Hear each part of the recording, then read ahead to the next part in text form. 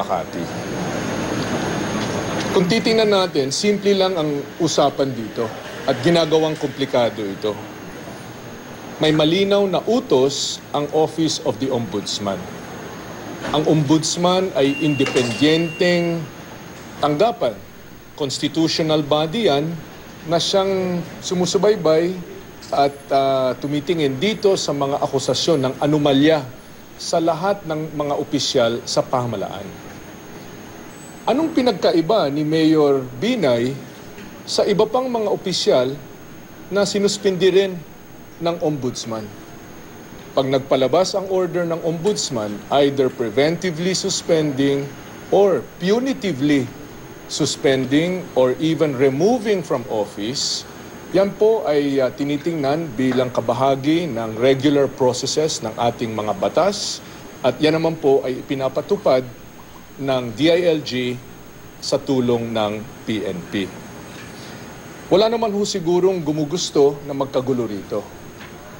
Nagkakaroon lang ng drama dahil nga siguro ayaw talaga bumitiw sa kinalalagyan si Mayor Binay. Hindi po pag-aari ninyo ang Makati, Mayor Binay. Walang naghahari-hari dito kundi ang batas. Batas po ang ating ipinapatupad at yan din laman lang po ang ginagawa ng DILG at ng PNP. Kung ano po ang inyong gustong sabihin, sa korte po kayo humarap. Nung nakaraang pagkakataon, nung nagpalabas ang Ombudsman ng order, sinunod po ito ng DILG PNP. Nung nagpalabas ang korte ng TRO, sinunod din po ito ng DILG PNP.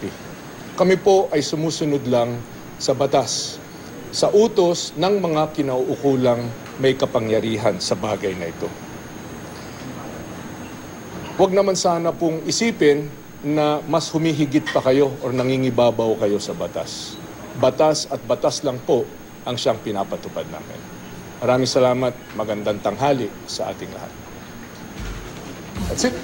Yun lang, sir. Sir, hindi ba tayo mag-file ng charges dun sa mga nanakit? Kasi sir, meron ba kayong call or messages sa mga supporters at the very least? Sir? Well, kagabi ay nagkaroon ng insidente at hindi pa talaga malinaw ito. Although, kayo lahat, ang bawat isa sa inyo na mga networks ay merong mga camera doon. No?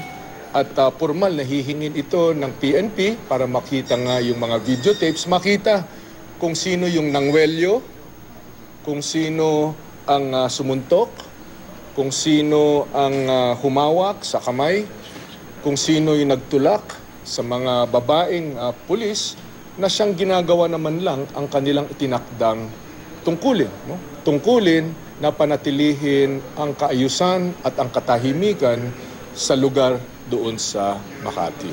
No?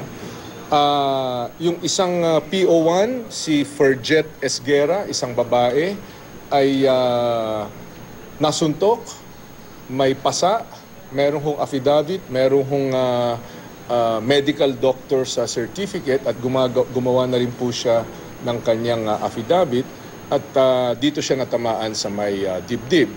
Si Chief Inspector Gideon Ines, ganun din po, no? Namura daw siya at kinwelyuhan at tinulak-tulak hanggang nasuntok din sa dibdib.